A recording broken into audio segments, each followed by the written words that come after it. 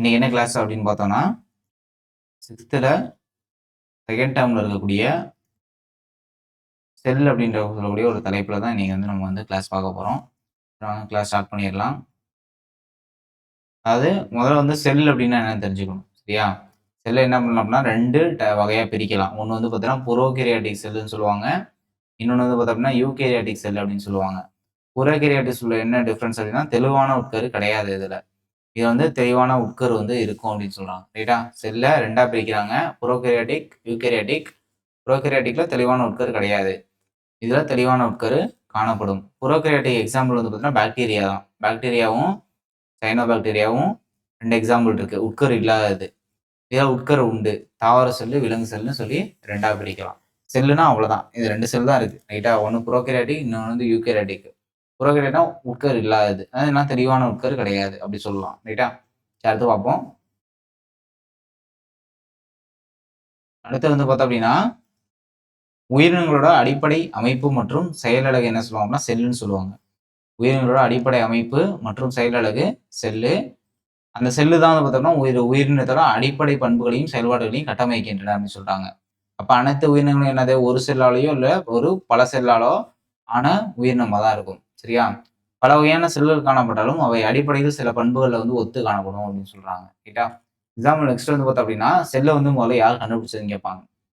யார் அப்படின்னா Robert Hooke அப்படின்றவர் தான் செல்லை முதல்ல கண்டுபிடிச்சாரு. இவர் இங்கிலாந்து நாட்டை சேர்ந்த ஒரு அறிவியலாளர். சரியா? செல்லோட கண்டுபிடிப்பு யார் அப்படின்னா ராபர்ட் ஹூக். ரைட்டா? இவர் என்ன பண்ணாரு அப்படின்னா கூட்டு நுண்ணோக்கியை உருவாக்குனாரு. கூட்டு நுண்ணோக்கிய யார் உருவாக்குனது அப்படின்னு சொல்லி கொஸ்டின் கேட்கலாம். சரியா? அவர் அந்த காலத்துல பயன்படுத்தக்கூடிய அந்த நுண்ணோக்கியை பயன்படுத்தி ஒரு கூட்டு நுண்ணோக்கி உருவாக்கி இருக்காரு. அந்த கூட்டு நுண்ணோக்கிய வச்சு தான் செல்லை முதல்ல கண்டுபிடிச்சிருக்காரு. யார் அப்படின்னா ராபர்ட் ஹூக். அடுத்து பார்ப்போம்.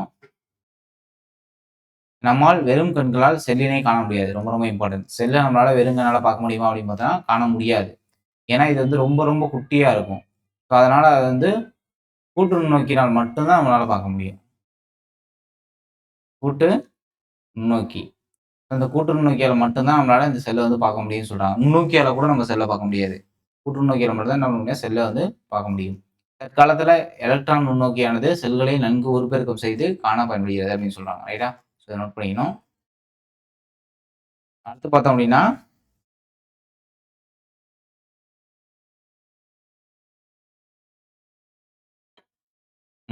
இந்த இடம் 1665 1665ஆம் ஆண்டு மைக்ரோபியா அப்படின்னு சொல்லக்கூடிய நூலை ராபர்ட் ஹூக் வெளியிட்டார். சரியா? ராபர்ட் ஹூக் 1665ல மைக்ரோபியா அப்படின்னு சொல்லக்கூடிய தன்னோட நூலை வெளியிட்டிருக்காரு. இந்த நூல்ல என்ன இருக்கு அப்படின்னு பார்த்தோம்னா இந்த நூல்ல தான் முதல்ல செல் அப்படின்ற வார்த்தையை பயன்படுத்தியிருக்காரு. செல் என்ற சொல்லை பயன்படுத்தி திசுக்களோட அமைப்பை விளக்குறாரு. சரியா? லத்தீன் மொழியில செல்லுலா அப்படின்றதுக்கு சிறிய அறை அப்படின்றது பொருள். செல்லுலா அப்படின்னா சிறிய அறை அப்படின்றது பொருள். என்ன மொழியில பார்த்தோம்னா லத்தீன் மொழியில. சரியா? செல்லை பற்றி படிக்கும் அறிவியல் பிரிவு செல் உயிரியல். செல்லை பற்றி படிச்சோம் அப்படின்னா செல் உயிரியல்னு சொல்லுவாங்க. செல்லோட அமைப்பு 3ஆ பிரிக்கலாம். ஒரு செல் இருக்கு அப்படின்னா அதை 3ஆ பிரிக்கலாம். என்ன அப்படின்னு பார்த்தோம்னா முதல்ல உட்கரு தான் மெயின். உட்கரு. அப்புறம் திரவ நிலையில என்ன இருக்கும்னு பார்த்தீங்கன்னா சைட்டோபிளாசம் இருக்கும். திரவ நிலையில சைட்டோபிளாசம் இருக்கும். ஃபர்ஸ்ட் பார்த்தீங்கன்னா செல்லை சுற்றி காணப்படும் வெளி குறையான செல் சவ்வு. சரியா? செல் சவ்வு இருக்கும். திரவ நிலை சைட்டோபிளாசம் இருக்கும். அப்புறம் என்ன இருக்கும் அப்படின்னு பார்த்தீங்கன்னா உட்கரு இருக்கும். ஸோ இது இம்பார்ட்டன்ட். அடுத்து பார்ப்போம். நமது உடல்ல இருக்கக்கூடிய இந்த கண்ணு, இதயம், நுரையீரல் இதெல்லாம் பார்த்தோம்னா உறுப்பு. ஸோ இதெல்லாம் தனித்தனி பணிகளை செய்யும். சரியா? தனித்தனி பணிகளை செய்யறதுக்காக செல்லுல இருக்கக்கூடிய பல உறுப்புகள் காண முடியும். இதை நுண்ணுறுப்புகள்னு சொல்லுவாங்க. செல் நுண்ணுறுப்புகள்னு சொல்லுவாங்க. ஒரு செல் எடுத்துட்டோம் அப்படின்னா அந்த செல்லுக்குள்ளேயே இதுதான் ஒரு செல்னா அந்த செல்லுக்குள்ள நிறைய உறுப்புகள் இருக்கும்.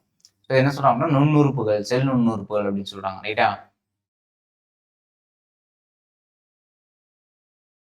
அடுத்து செல்லோட அளவு. செல்லோட அளவு அப்படின்றது பார்த்தீங்கன்னா மைக்ரோமீட்டர்ல சொல்லுவாங்க. செல்ல எப்பயுமே என்ன சொல்லுவாங்க அப்படின்னா 10⁻⁻6 தான் சொல்லுவாங்க. 10⁻⁻6னா மைக்ரோமீட்டர். சில இதில் சொல்லுவாங்க மைக்ரோமீட்டர் தான் சொல்லணும். சரியா? அடுத்து அதனால தான் என்னது ரொம்ப சின்னதாக இருக்கிறதுனால நம்மளால வெறும் கண்ணால பார்க்க முடியாது. ஏன்னா மைக்ரோமீட்டர் அளவுல தான் இருக்கும். இவற்றினை கூட்டு நுண்ணோக்கி வழியாக பெரிதுபடுத்தி பார்க்கலாம். அது அந்த செல்லை எப்படி பார்க்கலாம் அப்படின்னா, கூட்டு நுண்ணோக்கி வச்சு தான் பார்க்க முடியும். ஸோ இதை நோட் பண்ணிக்கணும்.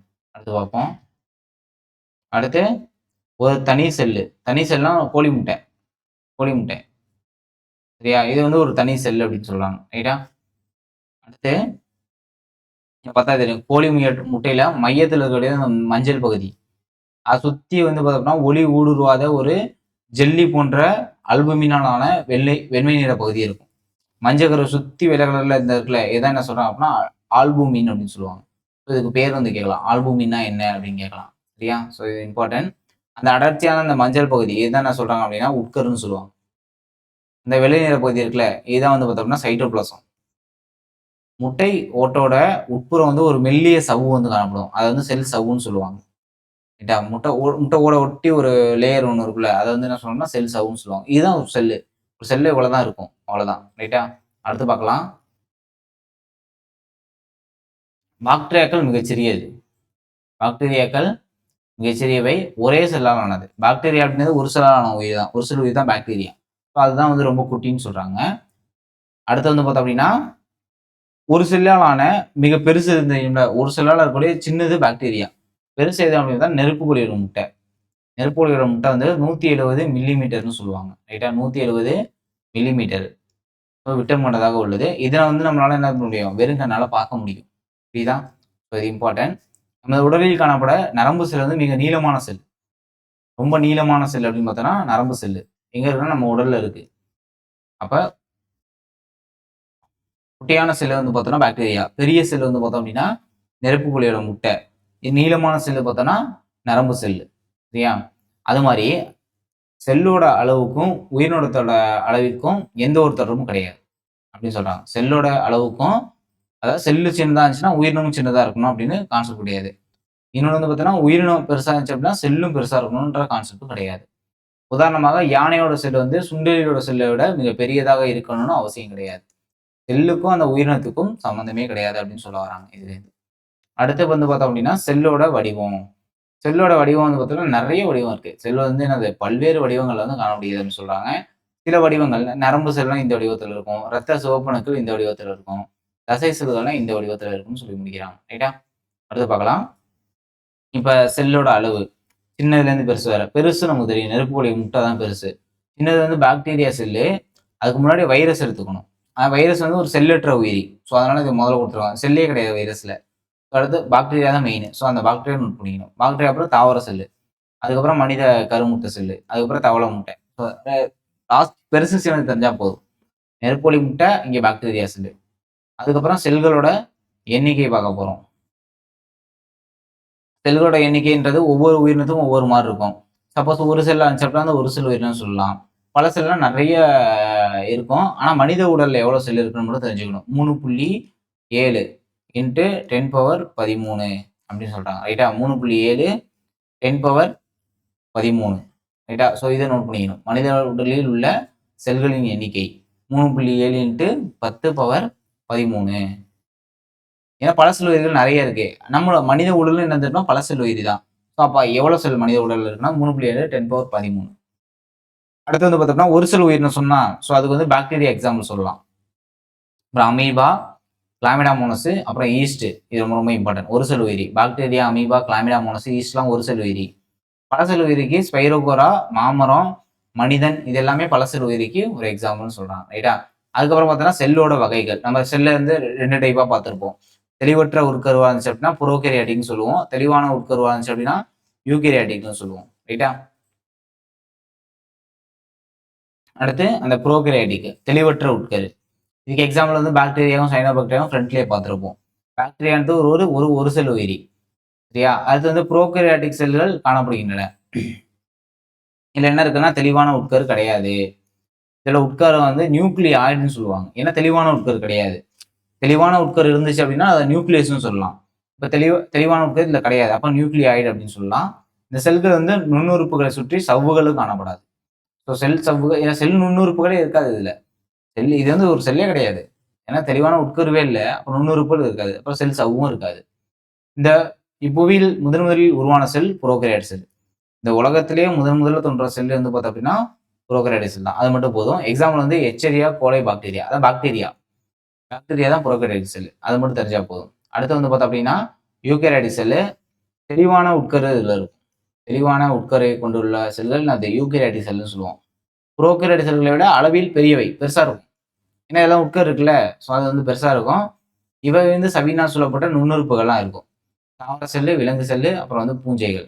சரியா? இதெல்லாம் என்ன அப்படின்னா யூகேரியாட்டிக் செல்கள். ஸோ இதை நோட் பண்ணிக்கணும். அடுத்து வந்து பார்த்தோம் அப்படின்னா இதுல எதுவும் இல்ல. அப்புறம் அந்த இத பாக்ஸ் மட்டும் பார்க்கணும். புரோகாரியோட்டிக் செல்லு, யூகேரியாட்டிக் செல்லு. புரோகாரியோட்டிக் செல்லுனா குட்டியா இருக்கும். அப்போ 1லேருந்து 2 மைக்ரான் வரை. 1லேருந்து 2 மைக்ரான் வரை விட்டம் இருக்கும். அப்ப இது பெருசா தானே இருக்கு. இது 10லேருந்து 100 மைக்ரான் வரை. சரியா? செல் நுண்ணுறுப்புகளை சுற்றி செல் சவ்வு இதுல காணப்படாது. இதுல செல் சவ்வு காணப்படும். இது தெளிவற்ற உட்கரு. இது தெளிவான உட்கரு. இத நியூக்ளியோலஸ்ன்னு சொல்லுவாங்க. இத நியூக்ளியோலஸ் காணப்படும். அது உட்கரு. உட்கருக்கு இன்னொரு பேர் தான் நியூக்ளியோலஸ். உட்கரு இதுல காணப்படுமா? காணப்படாது. ஏன்னா தெளிவற்ற உட்கரு தானே இதுல. அடுத்து நியூக்ளியோலஸ் காணப்படும்னா இதுல உட்கரு காணப்படும். புரியுதா? அதான் சொல்றாங்க நியூக்ளியோலஸ். அடுத்து தாவரம் மற்றும் விலங்கு செல்கள். இப்ப தாவர செல்லுக்கும் விலங்கு செல்லுக்கும் உள்ள டிஃபரன்ஸ் மட்டும் பார்த்தா போதும். ரைட்டா? ஏன்னா தாவர செல், விலங்கு செல் இது 2மே வந்து பார்த்தோம்னா யூகேரியாட்டிக் செல்கள் தான். இதுல என்ன டிஃபரன்ஸ் அப்படின்னு மட்டும் தெரிஞ்சா போதும். முதல்ல தாவர செல் பார்த்துருவோம். தாவர செல் அப்படின்றது விலங்கு செல்களை விட அளவில் பெரியது. பாயிண்ட். தாவர செல் வந்து விலங்கு செல்லை விட எப்படி இருக்கும்? அளவில் பெருசா இருக்கும், கடினத்தன்மை மிக்கதாகவும் இருக்கும். ரொம்ப ஸ்ட்ராங்கா இருக்கும், பெருசாவும் இருக்கும். தாவர செல்கள் அதனை சுற்றி வெளிப்புறத்தில் செல் சுவரையும் அதனை அடுத்து செல் சவ்வினையும் கொண்டுள்ளன. செல் சுவர் இருக்கும். ரொம்ப ரொம்ப இம்பார்ட்டன்ட். தாவர செல் அப்படின்னா செல் சுவர் இருக்கும். அடுத்து தாவர செல்ல பசுங்கணிகங்கள் இருக்கும். ஏன்னா அந்த பசுங்கணிகள் தான் பச்சையம் அப்படின்னு சொல்லக்கூடிய நிறமி தாவரத்துக்கு உணவு வந்து தயாரித்து கொடுக்கக்கூடியது. ஸோ அது இம்பார்ட்டன்ட். அவற்றில் காணப்படக்கூடிய அந்த பச்சையம் அப்படின்னு சொல்லக்கூடிய நிறமி தாவரத்துக்கு அதன் உணவை தயாரித்துக் கொள்ள உதவுகிறது. நுண்குமிழ்கள் காணப்படுகின்றன. ஆனால் சென்ட்ரியோல்கள் காணப்படவில்லை. நுண்குமிழ்கள் இருக்கான். ஆனா சென்ட்ரியோல்கள் மட்டும் இல்ல. சரியா? சென்ட்ரியோல்கள் விலங்கு செல்ல இருக்கக்கூடியது. ஸோ சென்ட்ரியோல் இதுல கிடையாது. சரியா? இது இம்பார்ட்டன்ட். அடுத்து பார்த்தோம்னா விலங்கு செல்லோட முக்கிய பண்புகள். சரியா? விலங்கு செல்லும் இம்பார்ட்டன்ட். விலங்கு செல்லு தாவர செல்லை விட சின்னதா இருக்கும், கடினத்தன்மை அற்றதா இருக்கும். ஏன்னா அது வந்து கடினமா தன்மையாகவும் இருக்கும், பிளஸ் வந்து பெருசாகவும் இருக்கும்னு சொல்லிட்டாங்க அங்க. விலங்கு செல்லை சுற்றி செல் சுவர் காணப்படுகிறது. செல் சவ்வு காணப்படுகிறது. ஆனா செல் சுவர் இல்ல. ரொம்ப ரொம்ப இம்பார்ட்டன்ட். செல் சுவர் காணப்படுவதில்லை. தாவர செல்ல செல் சுவர் இருக்கும். விலங்கு செல்ல செல் சுவர் கிடையாது. அடுத்து பார்த்தோம் அப்படின்னா இந்த இடம் விலங்கு செல்ல பசுங்கணிகம் கிடையாது. ஏன்னா தாவர செல்ல தான் பசுங்கணிகம் இருக்கும். அது ஒளிச்சேர்க்கை மூலமா உணவு தயாரிக்கும். விலங்கு செல்ல கிடையாது. இதோட நுண்குமிழ்கள் வந்து பார்த்தோம் அப்படின்னா குட்டியா இருக்கும். ஏன்னா செல்லே இதுல வந்து குட்டி தானே. தாவர செல் தான் பெருசா இருக்கும். அப்ப இது நுண்குமிழும் குட்டியா தான் இருக்கும். அடுத்து விலங்கு செல்ல சென்ட்ரியோல்கள் உண்டு. இது ரொம்ப ரொம்ப இம்பார்ட்டன்ட். சென்ட்ரியோல்கள் எந்த செல்ல காணப்படும் அப்படின்னா விலங்கு செல்ல தான் உண்டு. அடுத்து செல்லோட முப்பரிமாண ஒரு செல் எப்படி இருக்கும் அப்படின்னு பார்த்தீங்கன்னா செல்லோட வடிவம் சொல்றாங்க. செல் இப்படிதான் இருக்கும். செல்லோட வடிவம் இப்படிதான் இருக்கும். அதான் இப்படி கொடுத்துருக்காங்க. ரைட்டா? ஏன் செல் நுண்ணுறுப்புகள். நுண்ணுறுப்புகள் இது உட்கரு இப்படிதான் கொடுத்துருக்காங்க. அடுத்து வேற என்ன அப்படின்னு பார்த்தோம்னா இதோட பணிகள். செல் நுண்ணுறுப்புகள் கொடுத்துருக்காங்களே. ஸோ இதோட பணிகள் மட்டும் தெரிஞ்சுக்கணும். ரொம்ப ரொம்ப இம்பார்ட்டன்ட். முதல்ல வந்து செல் சுவர்னு பார்ப்போம். செல் சுவர்னா இருந்ததுன்னா இதுதான் வந்து செல்லை வந்து பாதுகாக்கக்கூடியது. செல்லுக்கு உறுதி, வலிமை இது எல்லாமே இதுதான் கொடுக்கும். ஏன்னா ஒரு சுவர் மாதிரி. சுவர்னா என்னது? பாதுகாப்பை கொடுக்கக்கூடியது. செல்லுக்கு உறுதி தன்மையை கொடுக்கக்கூடியது. வலிமையை தரக்கூடியது எல்லாமே. அப்ப செல்லை தாங்குறதும் இதுதான், பாதுகாக்கிறதும் இதுதான். செல்லை பாதுகாக்கக்கூடியது. அடுத்த செல் சவ்வு. இது வந்து செல் சுவருக்கு அந்த அடுத்த லேயர். ஓகேவா? செல் சவ்வு. செல்லுக்கு இதுவும் பாதுகாப்பு தெரியும். அது இல்லாம செல்லுக்கு உள்ளேயும் வெளியேயும் பொருட்கள் கடத்தப்படுவதை கட்டுப்படுத்தும். அதாவது செல்லோட கதவா இருக்கு. ஒரு செல்லுக்குள்ள தண்ணி போகணும்னாலும் சரி, செல்லுன்னு தண்ணி வெளில வரணும்னாலும் செல் சவ்வை தாண்டி தான் போகணும். அதான் செல்லோட கதவு. செல்லுக்கு உள்ளேயும் வெளியேயும் பொருட்களை கடத்தப்படுவதை கட்டுப்படுத்துகிறது. அடுத்து பார்ப்போம். அடுத்து வந்து பார்த்தோம்னா சைட்டோபிளாசம். சரியா? அந்த சைட்டோபிளாசம் அப்படின்றது நீர் அப்படின்னா ஜெல்லி போன்ற செல்லோட நகரக்கூடிய பகுதி. அப்ப செல்லோட நகரும் பகுதின்னு சொல்றாங்க. புரியுதா? செல்லோட நகரும் பகுதி சைட்டோபிளாசம் அப்படின்றது. நீர் போன்ற எல்லாம் ஜெல்லி மாதிரி இருக்கும். அதான் அந்த ஆல்புமின் சொல்றோம்ல முட்டையில அந்த பகுதி சைட்டோபிளாசம்ன்றது. ஆல்புமின். ரைட்டா? அந்த வெள்ளை கலர் ஜெல்லி போன்ற அமைப்பு. அதுதான் அது. அதுதான் செல்லோட நகரும் பகுதி. அடுத்து மைட்டோகாண்ட்ரியா. செல்லுக்கு தேவையான அதிக சக்தியை வந்து இதுதான் உருவாக்கி தரும். ஏன்னா இதுதான் செல்லோட ஆற்றல் மையம். ரொம்ப ரொம்ப இம்பார்ட்டன்ட் கொஸ்டின். ப்ரீவியஸ் கொஸ்டின் நிறைய கேட்டிருக்காங்க. செல்லோட ஆற்றல் மையம் அப்படின்னால மைட்டோகாண்ட்ரியா. செல்லுக்கு தேவையான ஆற்றலை கொடுக்கக்கூடியது. அடுத்து பசுமணிகம். இது வந்து பார்த்தோம் அப்படின்னா செல்லோட உணவு தொழிற்சாலை. ஏன்னா பசுமணிகம் இருந்தால் தான் உணவு தயாரிக்க முடியும். ஏன்னா பசுமணிகத்துல பச்சையம் இருக்கு. இந்த பச்சையம் என்ன பண்ணலாம் அப்படின்னா சூரிய ஒளி ஈர்த்து ஒளிச்சேர்க்கை மூலம் உணவு தயாரிக்க உதவக்கூடியது. அப்ப செல்லின் உணவு தொழிற்சாலை பசுமணிகம். நுண்குமிழ்கள். இந்த நுண்குமிழ்கள் என்ன அப்படின்னா சேமிப்புகளுங்க. உணவை சேமிச்சு வைக்கிறது. நுண்குமிழ்கள். ரைட்டா? உணவு, நீர் மற்றும் வேதிப்பொருட்களை சேமிக்கிறது. அடுத்து நியூக்ளியஸ். நியூக்ளியஸ் அப்படின்னா உட்கரு. உட்கரு என்ன? உட்கருனால செல்லோட மூளை தான். செல்லோட மூளை அனைத்து செல்களையும் கட்டுப்படுத்தக்கூடியது. அப்ப கட்டுப்பாட்டு மையம். செல்லோட உட்கரு என்ன சொல்லுவாங்க அப்படின்னா செல்லோட கட்டுப்பாட்டு மையம் அப்படின்னு சொல்றாங்க. அடுத்து உட்கருவோட உரை, அதாவது நியூக்ளியஸ் உரை. உட்கரு சுத்தி இருக்கும். அதாவது நியூக்ளியஸ்னா உட்கரு. நியூக்ளியஸ் உரைனா உட்கரு சுத்தி இருக்கக்கூடிய ஒரு உரை. அது என்ன அப்படின்னா செல்லுக்குள்ள போயிட்டு வர்றதுக்கு. உட்கரோட வாசல், உட்கரோட கதவு. நியூக்ளியஸை சுற்றி அமைந்து அதை பாதுகாக்கிறது. நியூக்ளியஸின் உள்ளேயும் பொருள்கள் வெளியேயும் பொருள்களை அனுப்புறது இதோட வேலை. முடிஞ்சா? அடுத்து பார்ப்போம். அடுத்து நினைவில் கொள்க. உயிரினோட அடிப்படை அழகே என்னது? செல்லு. செல்லு 2 வகைப்படும். ஒன்று புரோகேரியாட்டிக், இன்னொன்று யூகேரியாட்டிக் செல்லு. தாவர செல்லும் விலங்கு செல்லும் தங்களது செயல்களை செய்வதற்கு அதற்கே உரித்தான செல் நுண்ணுறுப்புகளை கொண்டுள்ளன. செல் நுண்ணுறுப்புல பணிகளை தான் இப்ப பார்த்துருப்போம். விலங்கு செல்களை காட்டிலும் தாவர செல்கள் என்ன இருக்கும்? செல் சுவர் இருக்கும், பிளஸ் வந்து பசுமணிகம் ஆகியவற்றை கூடுதலாக பெற்றுள்ளன. ஆக்சுவலா விலங்கு செல்ல வந்து பார்த்தோம் அப்படின்னா என்ன இருக்குன்னா சென்ட்ரியோல் இருக்கும். சென்ட்ரியோல் வந்து தாவர செல்ல இருக்காது.